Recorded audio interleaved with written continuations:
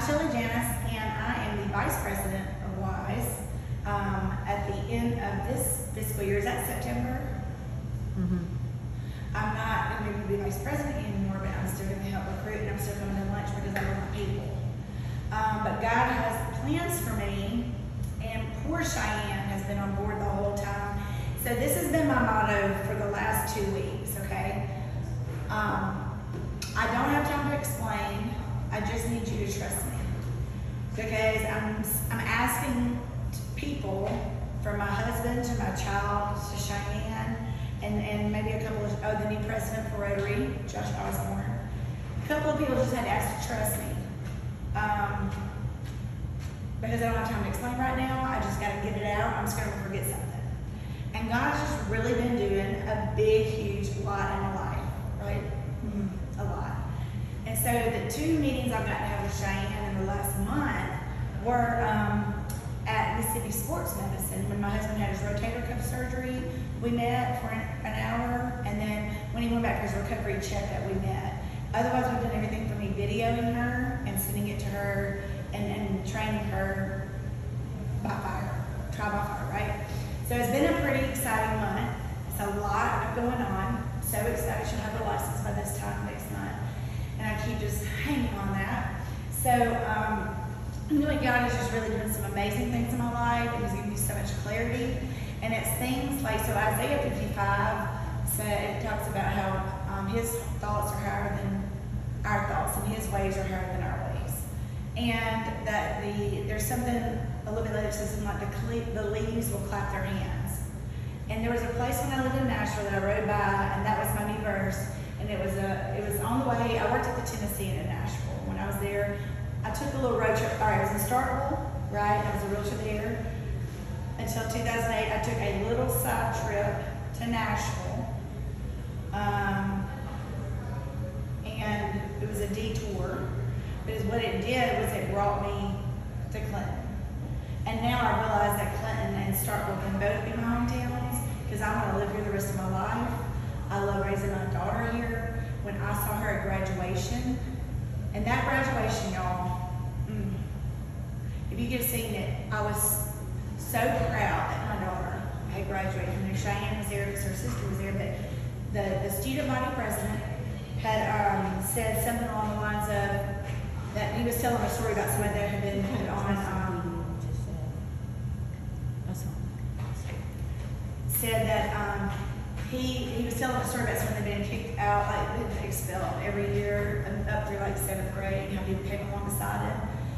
And at the end, he said, and that person was me. He was a student body president, and it's because people came alongside him and took them under his wing, and he ended up going from being, suspended every year, not expelled, but suspended every year to be the student body president.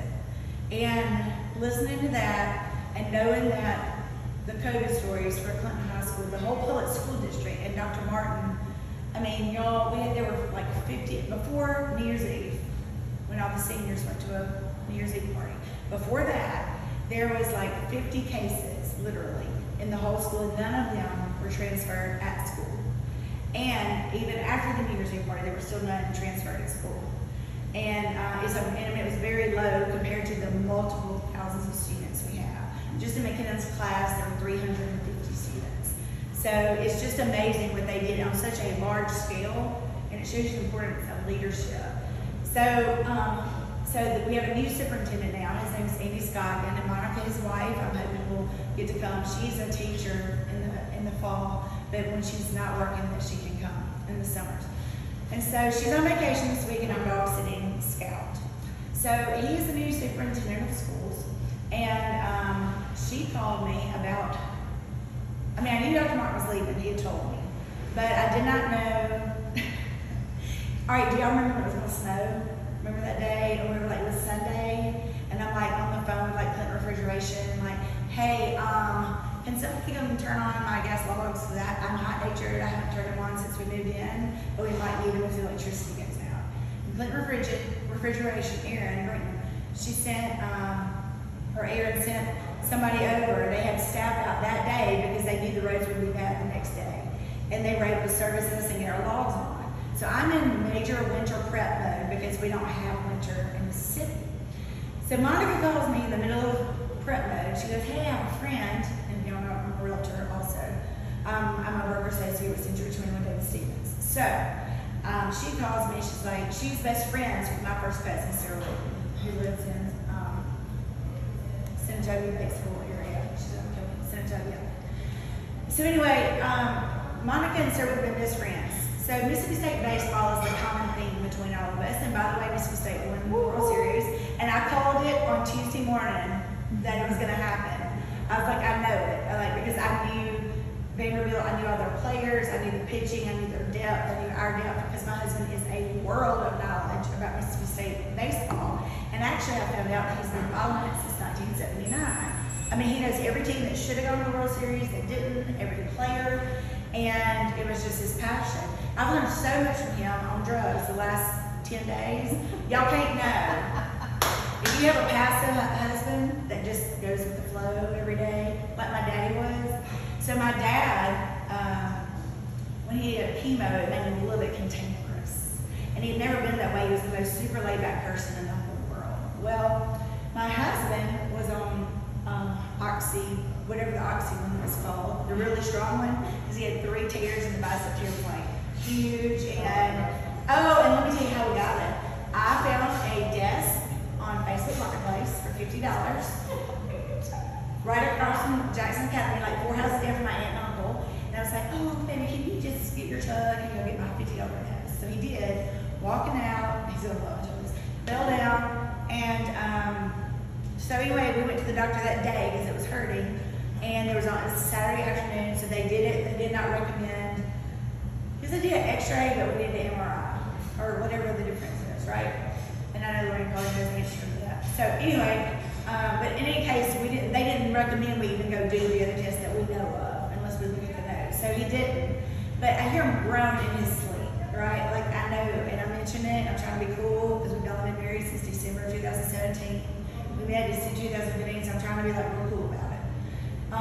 So at work one day, Saturday, it was a Saturday about, I don't know, sometime in May when it was the absolute craziest possible time, because my daughter was getting ready to graduate from high school.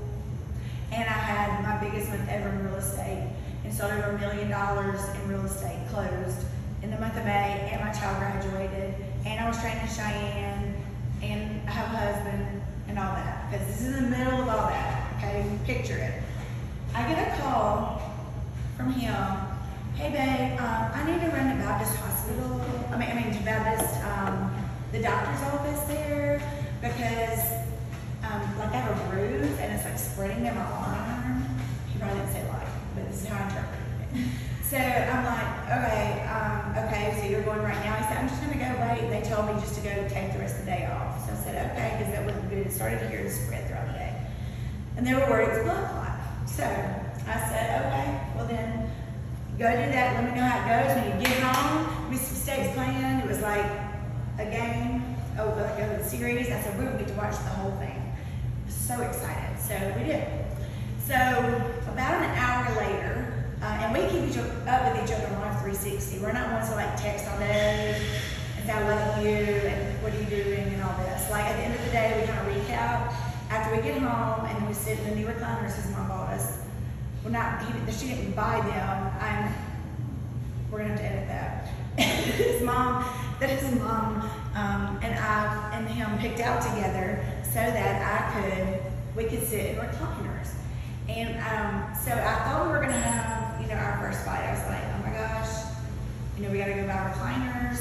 My living room in a really recliner kind of place. I don't really do recliners. And his last one, I told him the day we were moving out of his house before we got married that he actually was going to bring that with him. He would need to sell that. And so his mom said to me, hey, this is your living room. You need to be comfortable. I said, I understand, but I got my staging designation, and so it bothers me just a little bit. And I'm trying to go lighter, not darker. So we can't do maroon. And so everybody's okay with it, and me and Frank go meet her. And so we had the best time when we found 2 recliners, matching recliners, and we loved them. But we wanted him to be comfortable. The number one objective was, first of all, not to be the big bulky kind with the fabric, you know what I mean? And the second was so it looked good in my living room. And then the second piece of it was that he would be comfortable at the shoulder surgery, which is the most important thing.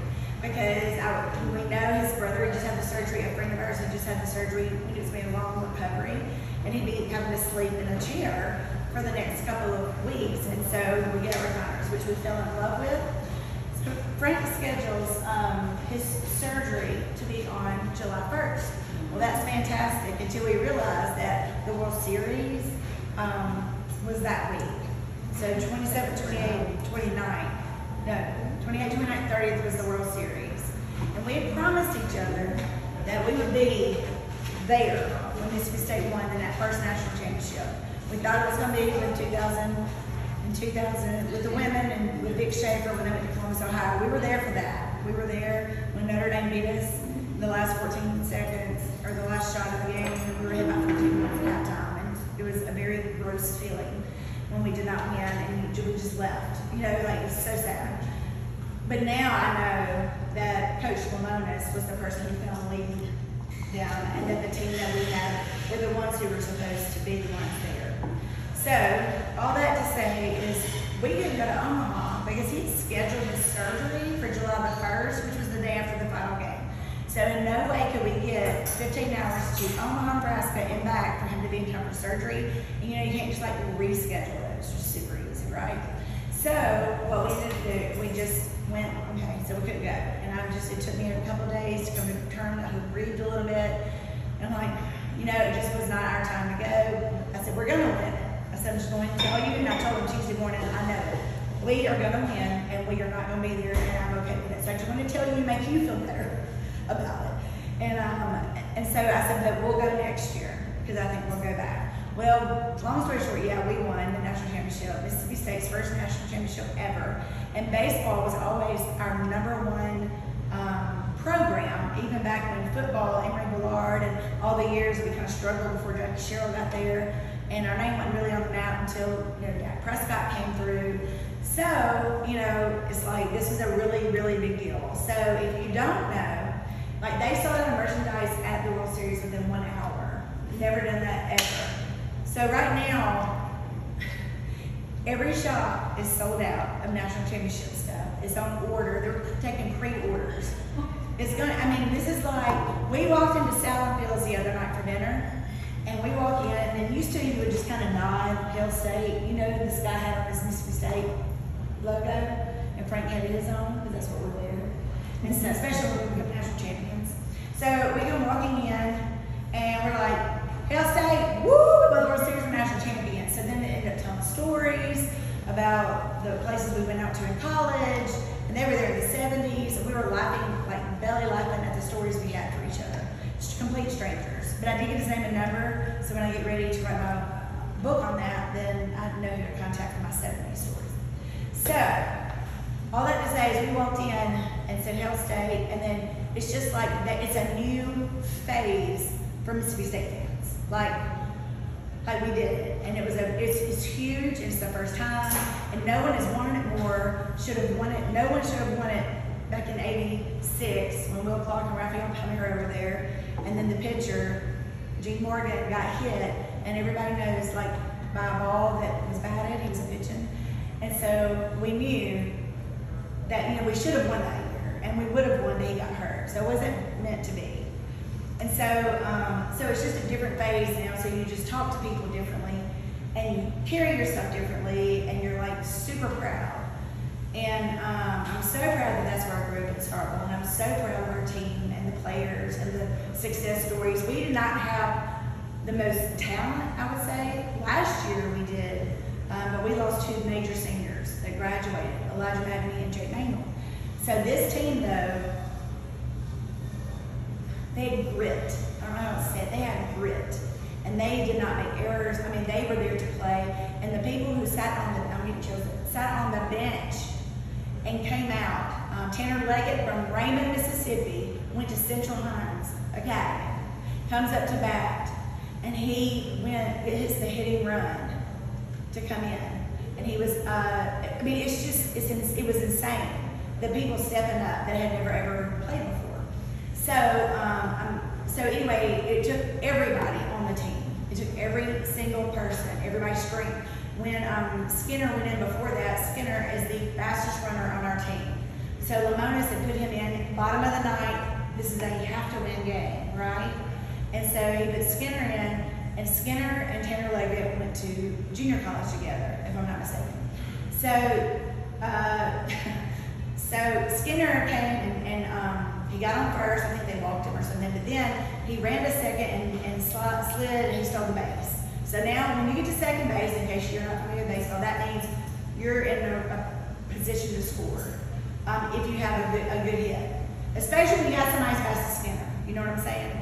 So Tanner Leggett got that hit, and they'd been junior college or teammates.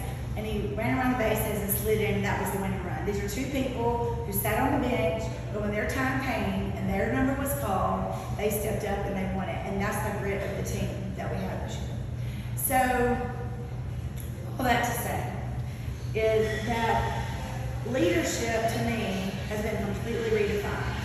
And being a team has been completely redefined. Because last year during COVID, as many of us were at home, I absolutely loved the time I could sit on the back porch and read books or read my Bible. And I actually got to read and study and read the notes. I didn't do it on my app. I got my real Bible out for the first time, shook the dirt, all dust off of it, opened it up, and read the notes under it, and really just had time to spend and meditate.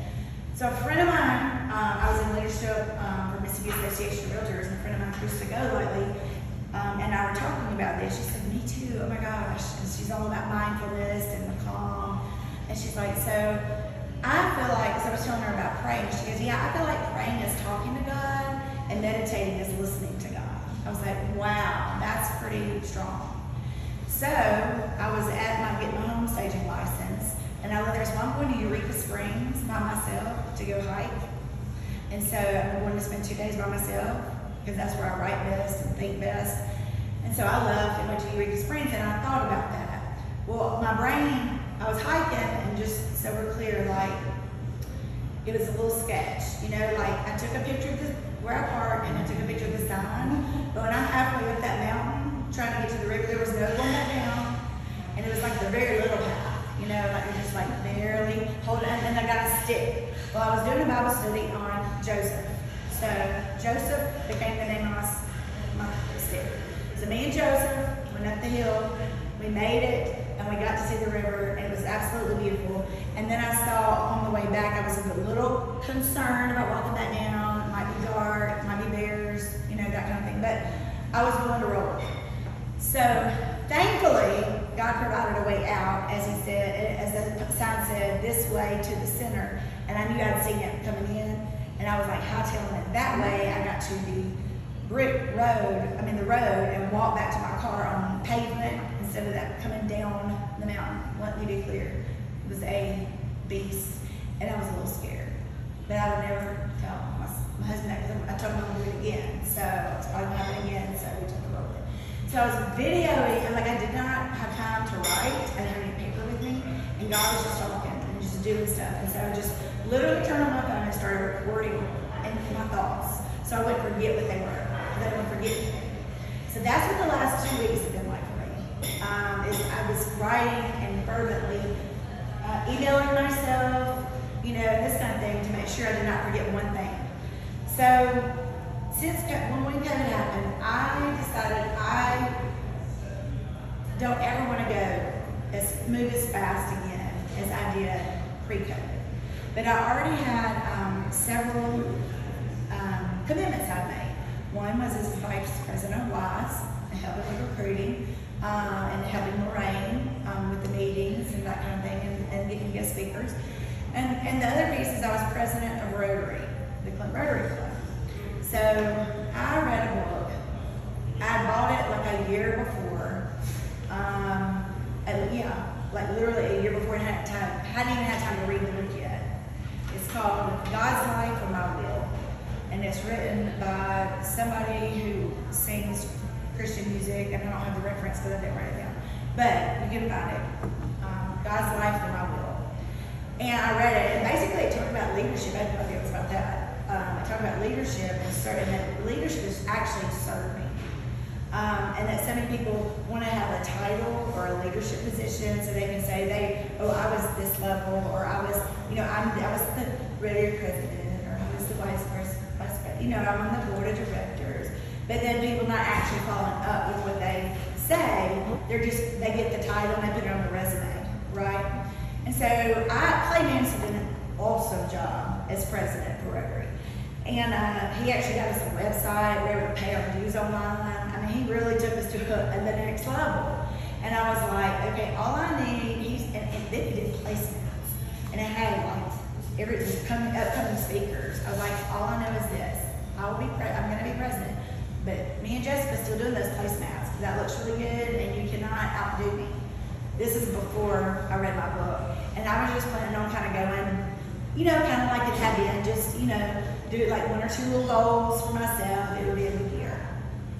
Well, instead, I read the book, and it said that I had to do my best.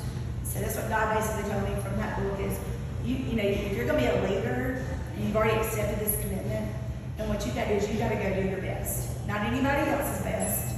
Don't compare yourself to anybody else. I was a sales manager out of college for 8 years, and I realized at that time, there were like 7 people when I started. We turned it into 38 states, and I did talks all around the country and motivational speaking and teaching people a positive attitude and how to do time management, how not to focus on the negative, focus on the positive. So I had tons of experience in this. And then I had my child, so then I went to real estate so it could just be me and not all the people, right? I just didn't want to have to do people except for clients. So I just wanted to sell real estate because that was my heart.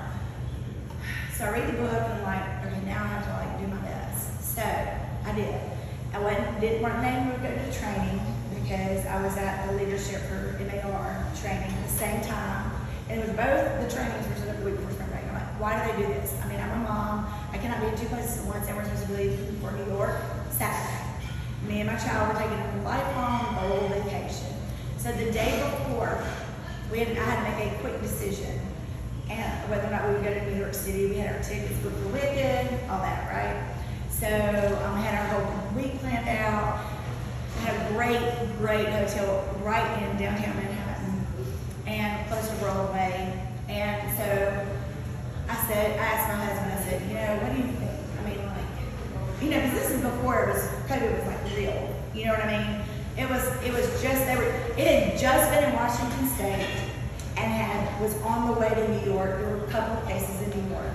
So this was very new. We had no idea. I'm like, I'm going to look like a jerk if I don't, take her to New York and I'm wrong and just hit the big deal. Well, I prayed and I talked to my husband. This were his famous wise words. He said, well, I don't know. I guess if y'all want to get COVID, the place I'd probably go is New York City. I was like, you're probably right. So I canceled everything. And I thought, we'll do it another time. My daughter was totally okay with it, had the best spring break of her life. And it was a fantastic, and it was just as God wanted it to be. And so it was just me listening and the meditating aspect of it. So that brings us to now. So today, when Lorraine and I met here a couple of weeks ago, we had a thing. I was telling her how to keep up with my emails, and I was really excited about it. And I said, okay, so she's like, well, you can do a thing in July on email tips and tricks. I'm like, I love that.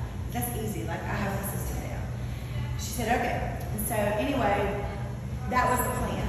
And then God's been doing stuff the last 2 weeks. She said, now listen, here's the thing for your speaking. I was like, change of plans. I said, we're calling it, because I just come up with it the night before. Don't leave the tea in the microwave. What that means is, it could be coffee, substitute for coffee too.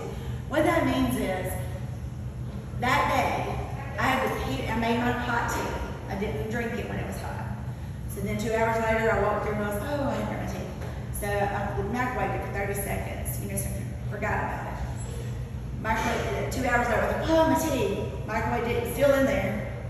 Pished it. 2 hours later, microwaved my tea. And I'm like, this is absolutely ridiculous. And I just left the cup there. I realized at about 10 o'clock at night that I still hadn't drank the tea. Okay? I've been working on it since 10 a.m. It's 10 p.m. I was so busy, I did not stop to drink a cup of tea. That's ridiculous. We We should not live that busy. And so what I did was I took a picture of the cup in the microwave 12 hours later. And I left it there overnight to remind me in the morning that I never drank my tea. And I wrote that down. I knew that it's going to be one of the books I write is going to be don't leave your tea in the microwave.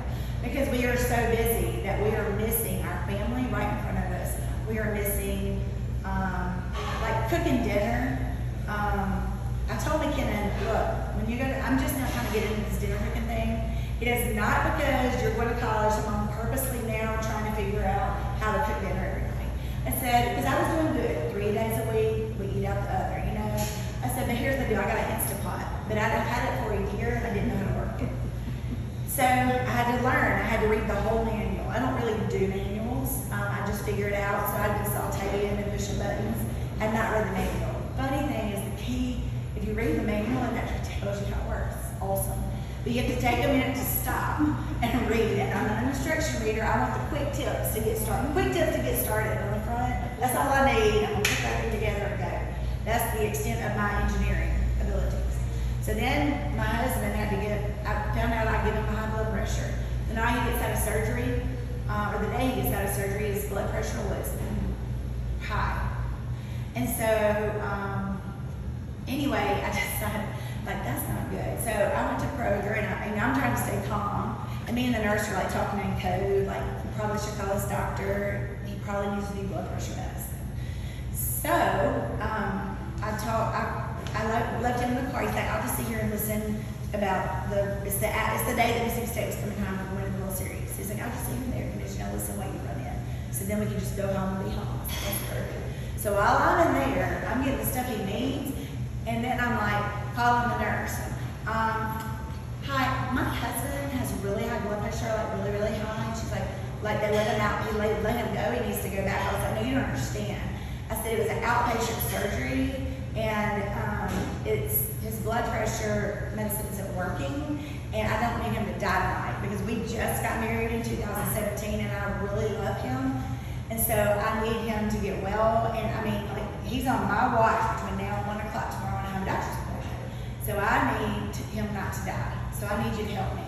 I said, so actually I can't wait, and we can't go back. And they just, you know, with discharges. I said, so I mean, it's 4:30 in the afternoon. I need you to call Kroger Pharmacy. I'll just hang here while you do it and get him the correct medicine and tell me what to do. So I go to the pharmacist, and you know, you don't expect what you don't inspect. So here I am in the pharmacist. I'm like, hi, nurse, you know, she was trying to put me off, send me back to the hospital. All right, did you type it in? Hunter, the pharmacist, did you get it? Great. So Hunter, while it's being filled, can you come show me how to work a blood pressure machine? So he did, and then I got the blood, and so I became a nurse. It's like, I'm really kind of good at this. This could be a second thing. Because I don't have to see the gross stuff, whatever nurse level it would be, where I just help people and make them like, it's comfortable, you're really comfortable. And writing down like their meds and stuff like that. Now I'm not going to do the gross stuff. I don't really do gross, but I have a little bit of a weak stomach. So, but anyway, so that was the deal. So he lived. It was so exciting. I got him to his doctor's appointment. His blood pressure had gone down, and he never knew that it was stressful until he got to the doctor. And she was like, "Oh wow!" And I was like, "Yeah." I was like, "I didn't really want to tell you because then it'll just make your blood pressure go up more, and I want to kill you." So I couldn't tell. I just had to stay super uber calm. So what I did was I stayed calm. We got him through it. So wait, let me know. 1 second. Slow it down. I knew there was a good. Anyway, I was still hustling and bustling, trying to get everything done for his surgery. And then I realized when I was praying, like the day before his surgery, or Monday, like June 28th, I realized, just slow down. You need to be off with your husband. Cheyenne can do whatever you need to do. She can do it while you're on vacation. The stuff I can do that she can't do. So slow down, pay attention. You could have lost your husband if you had been too busy. And I would have lost him to high blood pressure. He would have had a heart attack. He could have literally had a heart attack. And I would have lost him. And he's gone. So not only do we win the World Series, but also in our recliners. And we realized that we actually are going to get to be married for 40 years. Because God's numbers in the Bible are usually 3, 7, and 40. 40 days, 40 nights. So I decided, hey, 3 passed, 7's too soon. And we're getting healthy. Like, you got that fixed, we're getting your blood pressure down. You know, we have one more surgery to do since you got your deductible. We had our deductibles. And he had lost like 35 pounds. I've been trying to lose weight, y'all, for like, since we met. We ate too much Turkey Hill peanut butter and chocolate ice cream in 2015. And I gained like 20 pounds eating that and sushi. I walk every day. I mean, I'm doing everything I can do. It was the stress. And I didn't take time to eat. So I met my friend Rebecca with Argonne, or I saw how much weight she lost, but she was healthy. It was a healthy, she said, this is not a diet, this is a lifestyle. And the thing is, all it was a super powder that I put in, and it gave me all my fruits and vegetables I needed for the day. And so I drank, because it's hot in the summer and I don't like to eat when I'm hot. So I would drink that shake, and so I got all my fruits and vegetables for the day. And then at night, I would cook something healthy. I've been cooking healthy every day for 4 years. I've been walking every day for years. Well, with him being sick and my kid fixing to go to college, like, there was not any time for walking. You know, that was not the top priority they were. So I'm not even exercised. And I swear to you, I've lost 17 pounds since I said I'm detaching, I'm taking this off, I'm gonna focus for the next 6 weeks, I'm taking off, because I finished my Rotary President on June 30th. So I'm gonna take off from that day until my child goes to college August 8th. Because it's the last month I'm gonna have with her, and I could have lost him, and I'm doing this. So then we just decided we're gonna get to be married. I was so excited we're gonna be married 40 years. I thought it was gonna be like 7 or 8, so I'm so excited. I said, now that we're getting healthy, we're actually gonna live that long. So all that to say is that time management is important, but it's not more important than slowing down and taking time. If you don't take care of yourself, then you can't take care of anyone else. And sometimes spouses can't be each other's person in that moment. Because if one spouse has all this going on, here's me with all this. The other spouse has all this going on that me didn't realize because I have all this going on. You just need another person to talk to. Everybody does. And even my daughter last year, I was like, look, I can't be your person because you're like 18 and you're going to college. You don't need to bounce stuff off me. Like you need a friend or a teacher, and we're gonna, but you need another person, and then you can talk to me, to bounce your stuff off, work through it. Same thing I told him. And so it never been more clear to me than yesterday with the conversation I had, that sometimes your spouse can't be your person, so you go vent or do whatever you gotta do to your friends and you laugh and all that. And then you come back and you have a date like once a week, and you either sit on the front porch or the back porch, or you go eat dinner at your favorite place where there's not loud music. Not all is our personal favorite. And we just sit there and we talk and we can hear each other. And we talk, and so we're able to do it in a synopsis, you know what I mean? Because we've processed it, so we get out a couple sentences, as opposed to what I've been doing for the last 2 weeks, which is making sure I get everything out of my mouth and written down, right? I couldn't stop until I did. It took 2 straight weeks. It took till Sunday. It was Sunday 2 weeks ago to this Sunday. I finally went to sleep Sunday, like for more than 3 hours. And I'm a 9-hour night sleep person, because the one rule that I learned about your health, physical health, is you need to, and your mental health, mental, physical, emotional health, is that you need to eat, sleep, and exercise. And if you can just do those 3 things, that's your health. 10 years ago to the month, like right now, 10 years ago, I've been diagnosed with major depressive disorder. I was in my second marriage, that most people don't know about, we don't really speak of it. And it didn't last very long, because Jesus took the wheel. And had that not happened, that's how I ended up in Nashville. Had really good benefits. I was able to take, my doctor calls it, Shelly, your organs, your body is shutting down. You've got to go to the emergency room. And here are the 3 ones available. I was like, okay. So Vanderbilt sounds good. So I called my sister. I was like, I'm just still walking to work and never wondering, because I think I'm just going to get fired if I don't do good, because I had somebody like micromanage me on purpose to make sure that I was making 3 appointments a day and presenting 3 contracts or 3, offers a day as a salesperson for the real estate side. That's a lot, especially when you're hanging on by a thread and sleeping in your car in your lunch break at the Cracker Barrel with the air conditioner on. So I would take my naps in the Cracker Barrel because I was so tired of it physically, but I was the provider for our family, and I could not lose my job. That was not an option. And so, until they mentioned that my body was shutting down. So I was like, okay, well, I'm gonna go turn this stuff in. And Elizabeth, my sister, was like, and you don't have to go right this second. I was like, oh, I don't. She's like, And I could even come up there. I was like, oh, that would be great. And so she said, yeah, so just go finish your stuff at work, grab anything and support him. We're probably not going to go back tomorrow. And, we're going to get you help. I said, okay. So I went in, running on 6 o'clock to turn in my last thing. Well, my second appointment had canceled because I had, and this is my last story, my second appointment canceled. They canceled with me. I did not cancel with them. Well, they had somebody following up, checking up on me, and they realized I didn't go to my second appointment. But so I went to the doctor instead because they my body.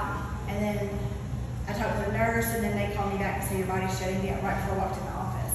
And so when I walk in, I'm greeted by my super professional boss who says, "Did you go to your second appointment today?" I was like, "No."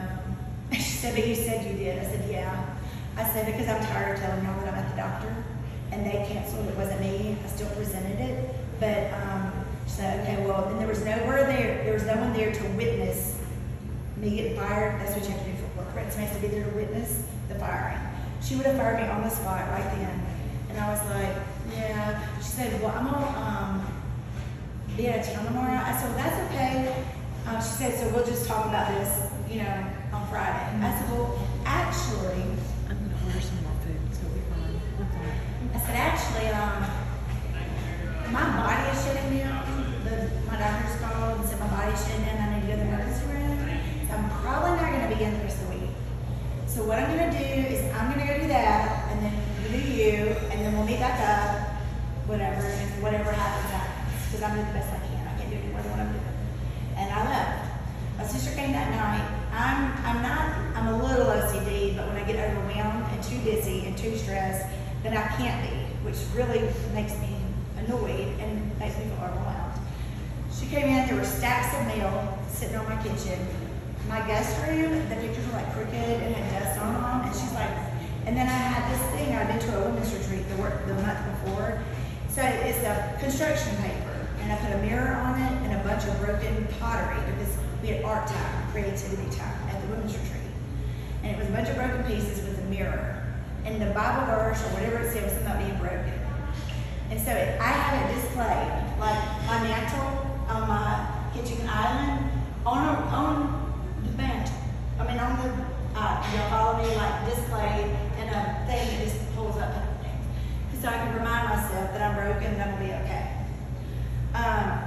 She saw that. She's like, have our parents been here? I was like, yeah, they were just here last week. She's like, does nobody notice that you have a mirror and broken pieces of pottery saying I'm broken out on your island? I was like, no. She said, well, that might have been a sign. She said, so here's the deal. I'm going to go with you. So we went to the doctor, and they did say, and I talked to my attorney, because at that time I had, court and divorce, issues from McKenna's dad. And we were trying to work through, because I moved to Nashville. We were trying to work through some things. And so we called, and then I went to the counselor, and he's like, yeah, you need to go. And the attorney said, yeah, it's totally fine. They can't take your daughter away. So are you sure? I'm positive. You don't even have to tell anybody. I said, I don't? No, you don't. Just go. Okay. So I get my car, and my sister drove me, and we went, actually we walked out of the counselor's office, and my husband hit a wall, about like that. This is the one we don't speak of. It was a cinder block thing. Cinder blocks. He punched the wall, and he said, I can't believe you've done this to me. I said, see, that's the whole point here. I can't believe you've done this to me. And that's the first time I saw the narcissism and the selfishness and all the things. And I thought I was crazy. I was trying so hard to be a Proverbs 31 wife. I was trying so hard. I was on the women's ministry team for the church. I taught a Bible study. We had great friends. He had great friends, great family. His mother is one of my favorite people in the whole earth, on the whole world. She passed away actually right after we got, or in the process of the divorce that took a whole year, and we had like no assets or children. Just a jerk, right? And it cost me $10,000. My daddy got to pay for that right before he passed away.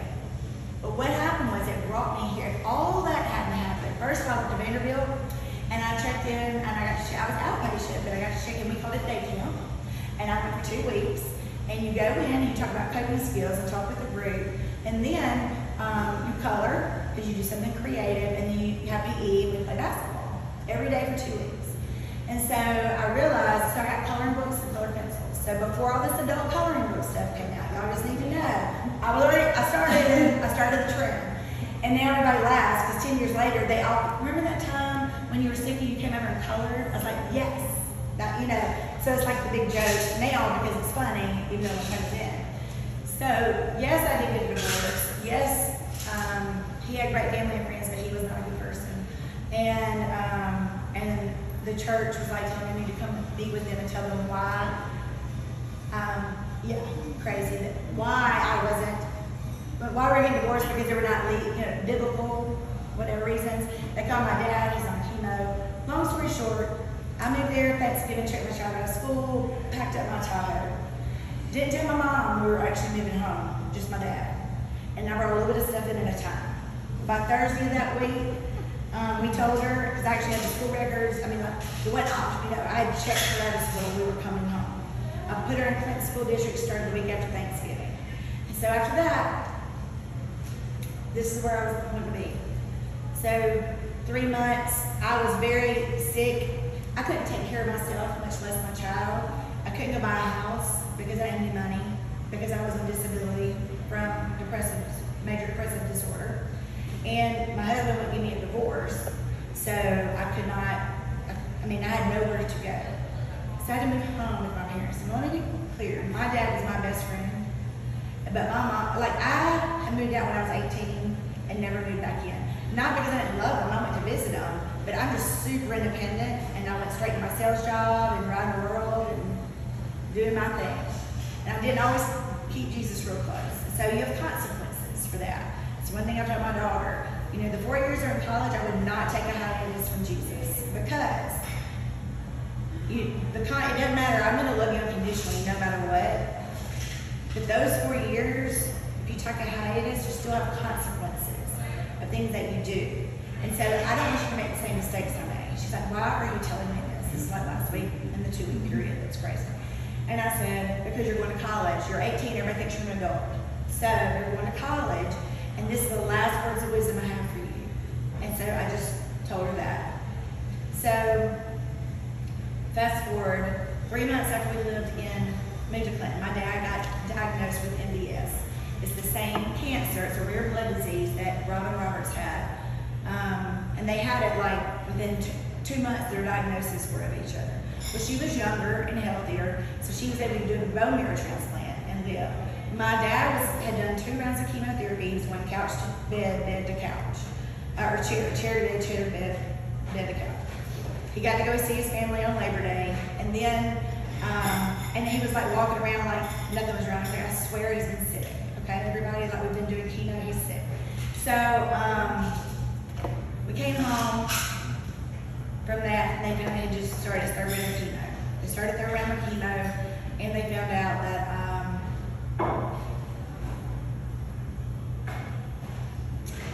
he was probably too old.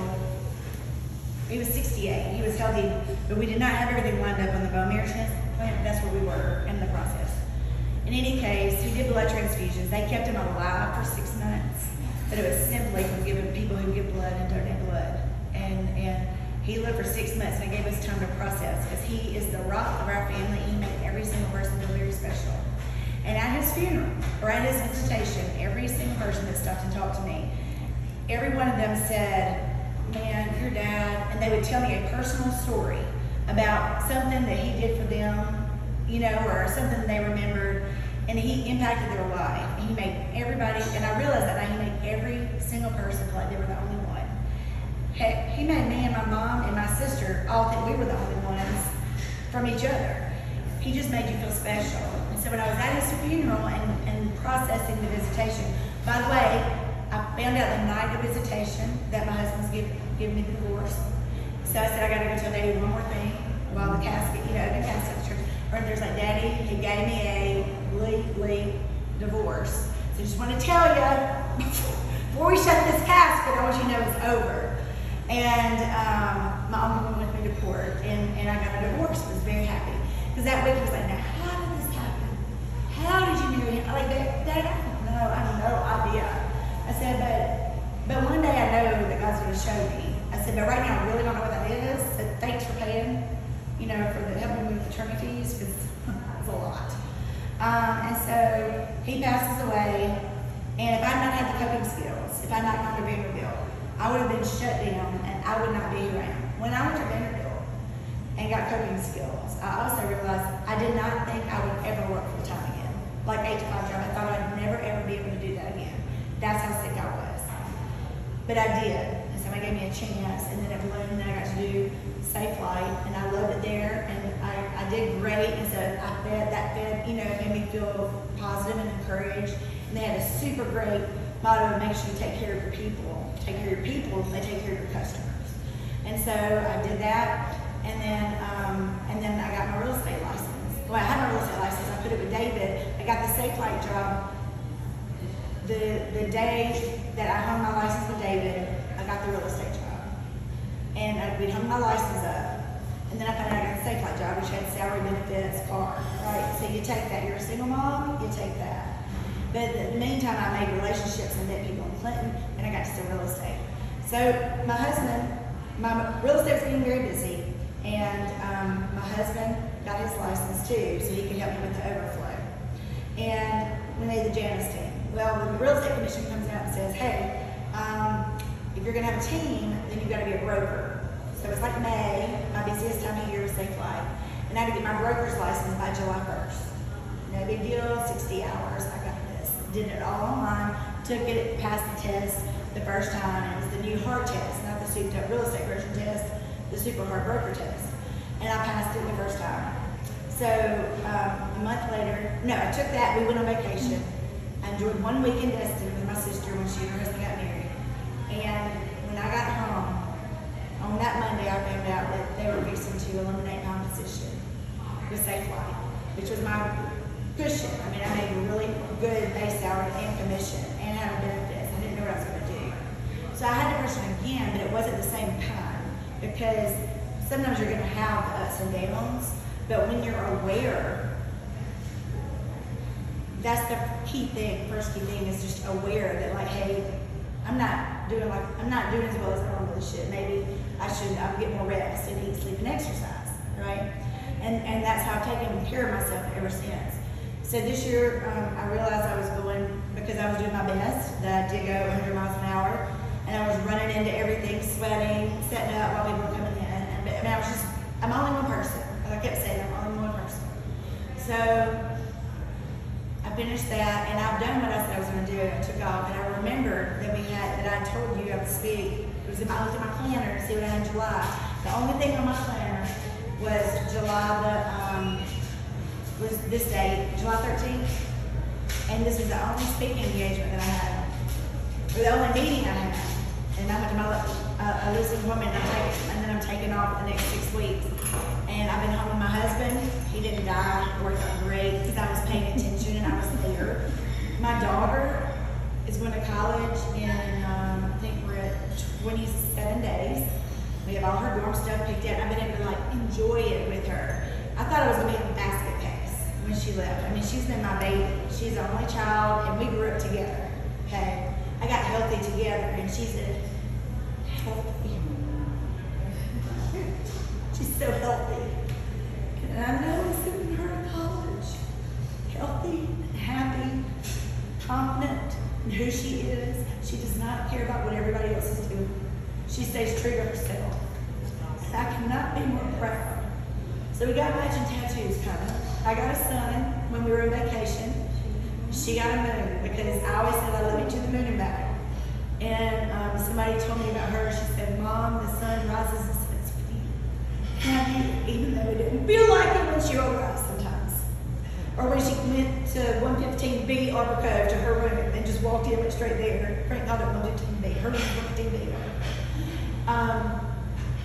I knew that even through all that, I was still her person, even though it didn't feel like it. And I'm able to send her now to college, completely confident in who she is, and then I got to see it before she left, not after. You know, like I got to see it for the whole last year before my eyes. And so as I was getting the tattoo, which I'm 48 years old, I've never had a tattoo, I'm like, well, we're gonna do it, let's do it, you know, we're gonna do it at home. So I picked a moon for her, and she got it right behind her ear right here. And then I did a sun, and she picked where it meant, so it was right here. And it reminds me of her, so when she goes to college next year, we have my Apple Watch over it, you know, nobody have to do anything, don't need to, anybody see my tattoo. But anyway, in any case, she can wear her hair down. But we have our tattoos to remind each other that we have each other, always.